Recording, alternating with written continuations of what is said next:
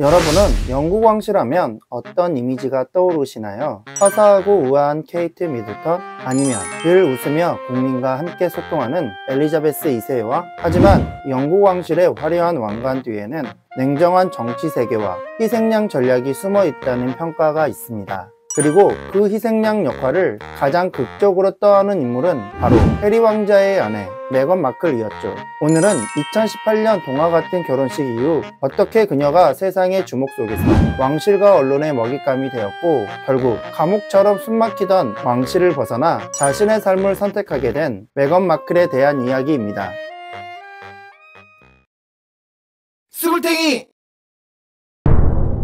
동화 같은 결혼 2018년 5월 영국 윈저성의 세인트 조지 채플에서는 왕실에 반항한 해리 왕자와 할리우드 배우 메건 마클이 결혼하면서 영국 왕실 역사상 전례 없는 커플이 탄생했습니다. 그녀는 이혼 경력이 있는 배우 출신으로 흑인 어머니를 둔 혼혈이라 영국 왕실의 전형적인 며느리상과는 거리가 멀었는데요. 이런 점에도 불구하고 그들의 화려한 결혼식을 엘리자베스 2세 여왕도 웃음으로 축하해줬고 영국 국민들은 그녀를 왕실의 새로운 바람이라며 메건 마클의 왕실 입성을 환호했습니다. 하지만 진실은 달랐는데요. 영국 왕실 내부에서는 이미 그녀에 대해 너무 튀지 않아? 왕실 전통을 이해 못하는 것 같아 등 불만이 쌓여가고 있었죠. 사실상 결혼식 당일부터 메건 마클은 영국 왕실에서 이미 왕따와 다름없었습니다. 희생양 만들기.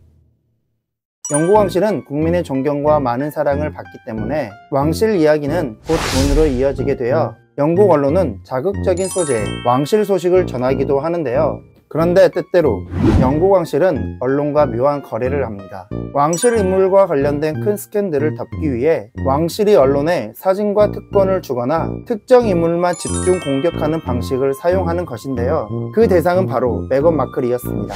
예를 들어 영국 언론은 케이트 미들턴과 메건 마클의 같은 행동도 다르게 보도했습니다.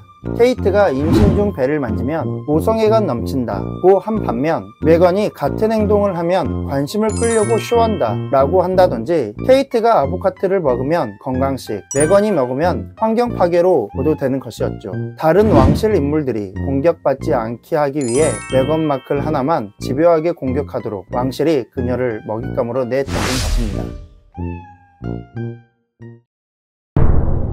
왕실의 침묵과 무너지는 메건 마클. 그렇게 메건 마클에 대한 언론의 공격은 점점 더 거칠어졌습니다.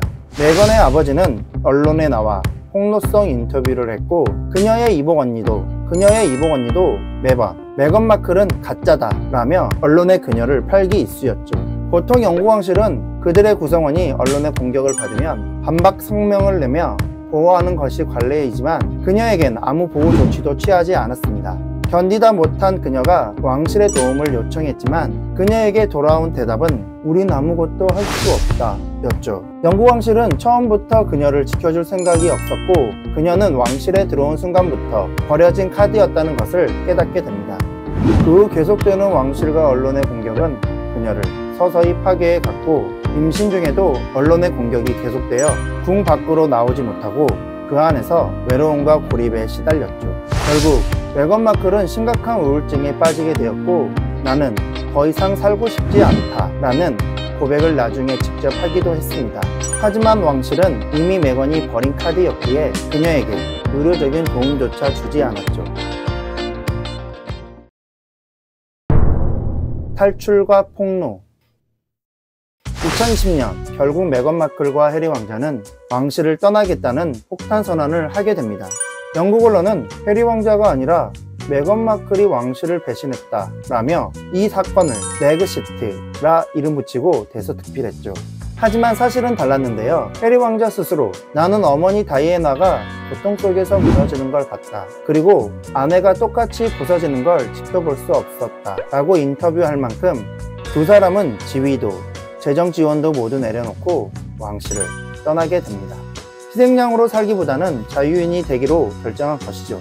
그러던 2021년 오프라 윈프리와의 인터뷰에서 해리 왕자와 메건 마클은 전 세계를 충격에 빠뜨리게 됩니다.